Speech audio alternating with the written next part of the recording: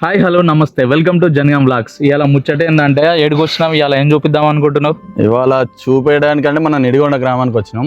ఇక్కడ ఏం చూపిద్దాం అనేది మనకంటే అయ్యగారిని అడిగితే బాగుంటుంది. అయ్యగారు చెప్పండి మీ మాటలలో ఏం చూపెట్టాలనుకుంటున్నాం. నిడిగొండ గ్రామం అనేక వారసత్వ సంపదలకి ఆధ్యాత్మిక పరమైనటువంటి మందిరాలకి ఆలవలంగా ఉన్నటువంటి ప్రదేశం. ప్రస్తుతం మనం నిడిగొండ నరసింహస్వామి ఆలయం ముందు భాగంలో ఉన్నాం, పెద్దగుట్టకి ముందు భాగంలో. ఆ పెద్దగుట్ట మీద లక్ష్మీ నరసింహస్వామి స్వయంభువుగా వెలిసారని ఇక్కడ ప్రజల యొక్క భక్తుల యొక్క విశ్వాసం.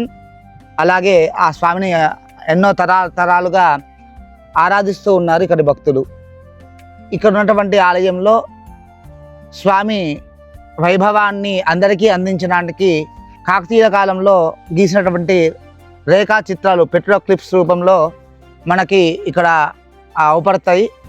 అంతేకాకుండా ఆనాటి నుండి ఈనాటి కాలం వరకు ఎంతోమంది ఆలయాన్ని అభివృద్ధి చేసి ఆ స్వామివారి యొక్క మహాత్యాన్ని అందరికీ అందించాలనేటువంటి ప్రయత్నాలు చేశారు. వాటికి సంబంధించినటువంటి ఆనవాళ్ళు మనకు పైన ఆలయంలో అవపడతాయి. ఎక్కడ లేని విధంగా పద్మం ధరించి ఉన్నటువంటి నరసింహస్వామి రూపం, ఆచార్యులు 3 రూపాలుగా ఉండేటువంటి రూపం ఉన్నటువంటి ఘనమైనటువంటి ఆలయం ఈ యొక్క లక్ష్మీ నరసింహస్వామి ఆలయం. ఇప్పుడు ఇక్కడ చెరువుల నీళ్లు తగ్గితే శాసనం ఏర్పడతాయని అప్పుడు ఇంటర్వ్యూ చేసినప్పుడు చెప్పారు. అవును, మరి ఆ శాసనం బయటపడింది. ఇప్పుడు శాసనాన్ని మనం చూడొచ్చు.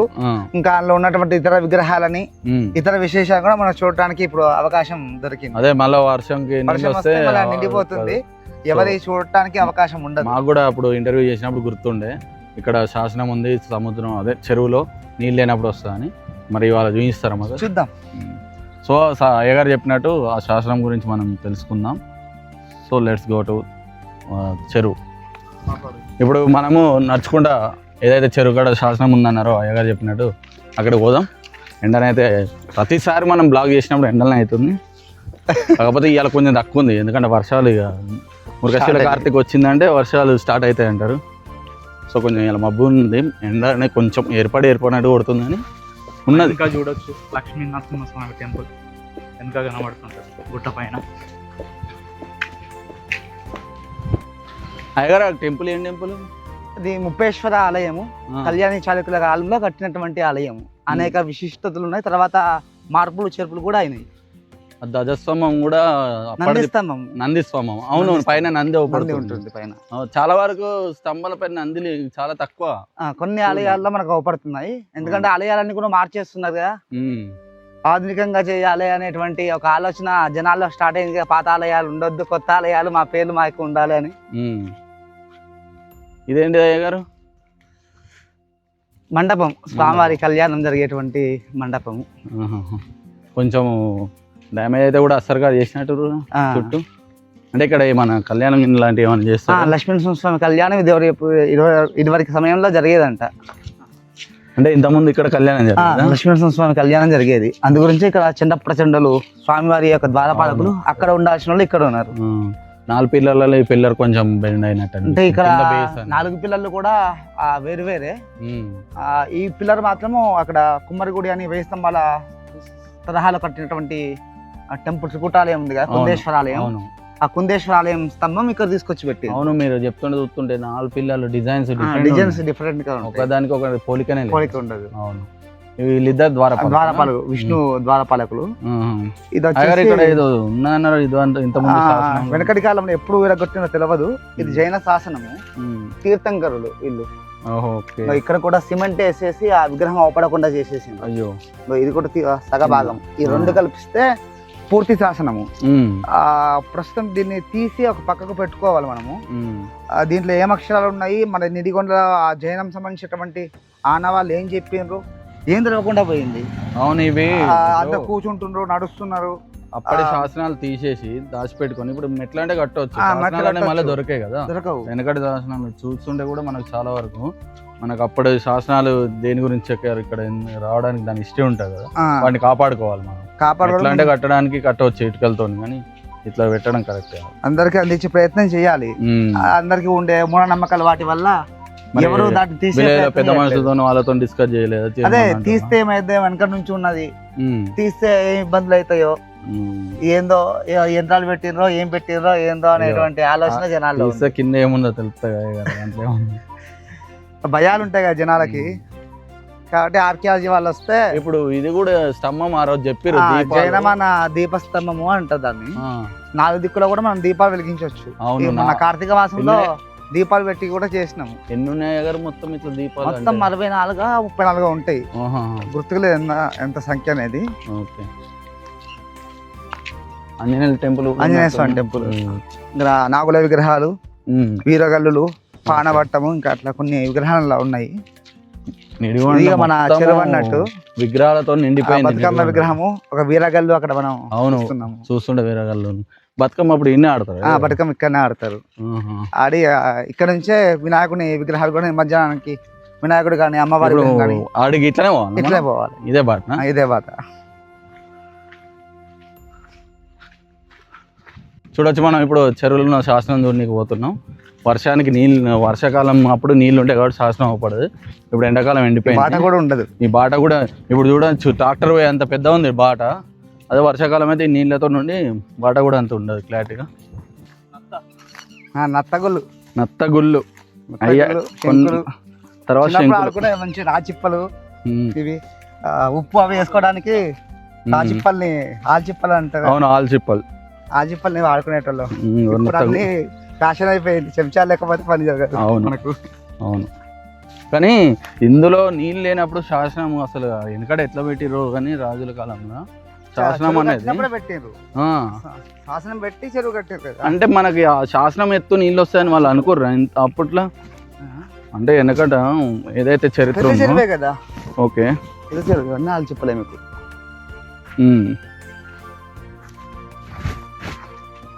మళ్ళీ కొంచెం చూసుకుంటే వెళ్ళు, అక్కడక్కడ ముళ్ళ కంపలు కూడా ఉన్నాయి. ఎందుకంటే వాటర్ అయినాక పుచ్చుకున్నా ఆల్ చిప్పలు.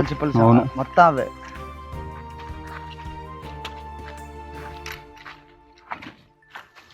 కానీ బాగుంది అయ్య గారు, చెరువు చాలా పెద్దది కదా.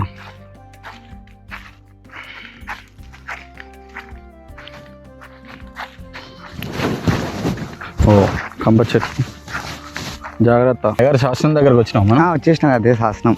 ఓకే. చాలా మందికి ఏదో రాయి అనుకుంటారు, శాసనం అని చాలా మందికి తెలియదు. రాసి ఉన్నాయి కదా, ఇదే నతవాడి రాజులు ఇప్పించినటువంటి శాసనం. రాసి ఉన్నాయి అప్పట్లో మొత్తం 4 దిక్కులో కూడా అక్షరాలు ఉంటాయి. ఇదేమో రాజ లాంఛనాలు. ఇటు ముందు వైపు ఏమో సూర్యుడు. ఓకే. ఇటు వైపు ఏమో మనకి సూర్యుడు సింబల్, శివలింగం ఉంటుంది.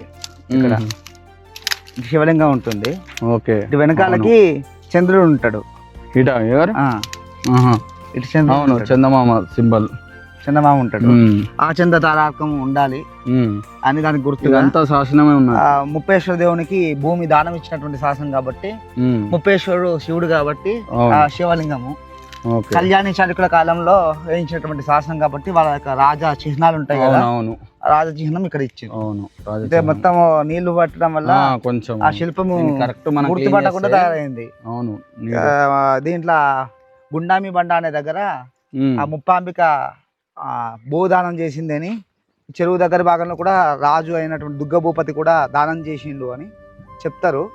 కాలము మారుతూ ఉన్నది కదా.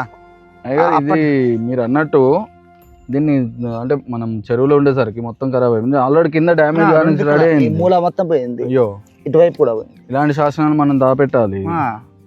ఇప్పుడు నిడిగొండకి హిస్టరీకి సంబంధించిన చరిత్రను చెప్పాలంటే ఈ శాసనం ఆ శాసనమే ప్రాచీనము. ఓకే. ఇప్పుడు అది బయటికి తీస్తే ఇంకొంత విషయం దీనికన్నా ముందు శాసనం అయి ఉండొచ్చు. అది ఇందాక మనం చూసింది. అవును, ఇంత ముందు అక్కడ. దాని తర్వాత ఇది మనం కానీ సింబల్స్ కూడా చుట్టూ, ఇక్కడ సూర్యుడి సింబల్, ఇక్కడ శివుంది, ఇక్కడ చందమామ, ఆ రాజకాలం సింబల్ మంచిగా అసలు చెక్కిరు. కింద కూడా శాసనం అనేది కూడా మనకు అవపడుతుంది. ఏంటో తెలియదు మనం. వాళ్ళ పురావశాఖ వాళ్ళు దీన్ని మొత్తము తీసిండ్రు, అచ్చు తీసిండ్రు, వాళ్ళ బుక్ లో వేసిండ్రు మొత్తం ఏమేమున్నాయి శాసనంలా అనేది చేసిండు. క్రిశకం 1104లో ఈ శాసనం వేసిండు. వేసినప్పుడు ఈ చెరువుకి రట్ట సముద్రం అని పేరు పెట్టిండు. కాకతీయుల యొక్క మిత్రులే కదా వీళ్ళు కూడా. ఆ తర్వాత సామంతులుగా మారిండ్రు. వాళ్ళకి వీళ్ళకు బంధాలు కూడా ఉన్నాయి. అందువల్ల వాళ్ళ లెక్కనే చెరువు కట్టిండ్రు, వాళ్ళ లెక్కనే గుడి కట్టిండ్రు, పక్కకు విలేజ్ కూడా ఏర్పాటు చేసిండ్రు. ఇంకా ఇందులో ఇదే చెరువులో 2 స్తంభాలు ఉన్నాయి ఉన్నాయి అన్నారు అటు ముందుకు అటు ముందుకు ఉన్నాయి. వాటిని కూడా మనం చూద్దాం. ఎందుకంటే వాటర్ లేనప్పుడే మనకి వాటర్ ఉన్నప్పుడు మనం పైనుండి కట్ట మీద చూస్తే మనకి ఏది అవుతుంది, అది తూమన్నట్టు. వర్షం లేనప్పుడే దాని వాల్యూ మనకు తెలుసు కాబట్టి అయ్యగారు దాని గురించి ఇందాక అనుకున్నాం కదా నాగుల శిల్పాలు ఉన్నాయి చెరువు లోపల అని. అవును అవే అంటి పెట్టుకొని ఉంటాయి దానికి ఒకటి. కొంచెం చెరువులో కూడా అక్కడక్కడ పచ్చనే ఉంది, కొద్దిగా దిగబడుతుంది, మరీ ఎండలేదు, జర జాగ్రత్తగా పోవడం మేలు.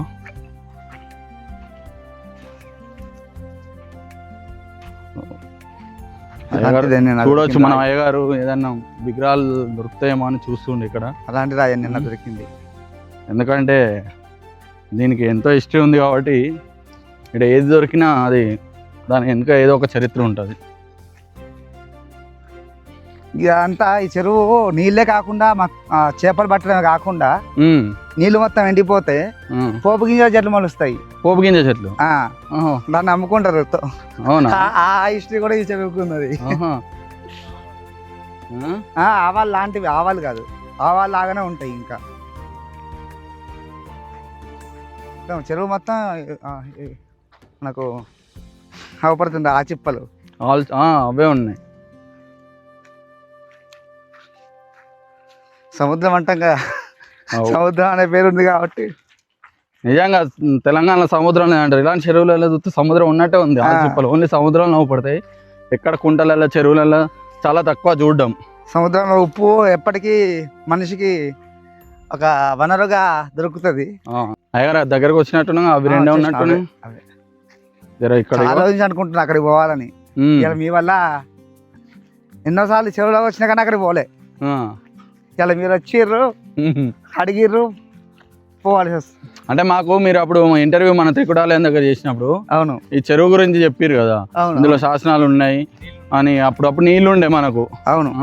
వర్షం ఇప్పుడు లేదు ఎండిపోయిందని చెప్పేసరికి చూద్దాం మరి శాసనాలు పడితే వాడిని. మన 2 రాళ్ళు ఉన్నాయి కదా, ఈ రాళ్ళు మునిగితే చెరువు మునిగినట్టంట వెనకట. ఓకే, అంత పెద్ద చెరువు అన్నట్టు. చాలా పెద్దనే ఉన్నాయి. అంటే లెంత్ కూడా వాటితో చేసే చాలా చూసే అటు మన హైవే దాకా ఉంటది చెరువుది. అవును, కంచు మేర అక్కడ దాకా ఉంది చెరువు.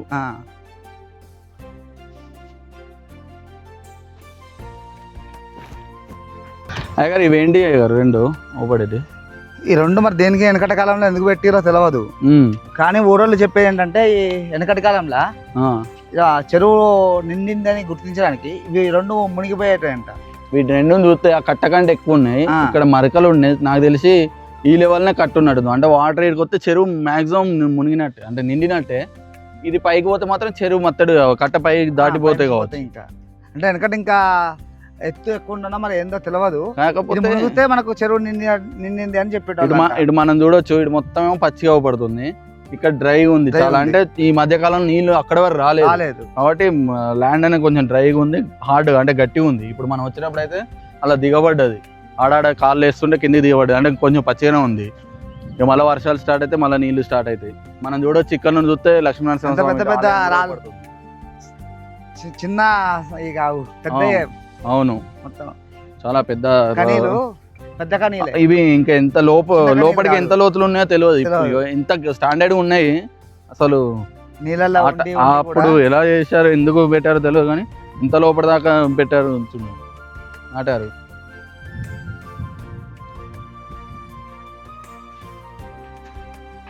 మొత్తం మీద చెరువు ఎండాకాలం రావడంతో నీళ్ళు లేకపోవడం వల్ల మన శాస్త్రం చూసాం, ఈ 2 కనీలు చూసాం.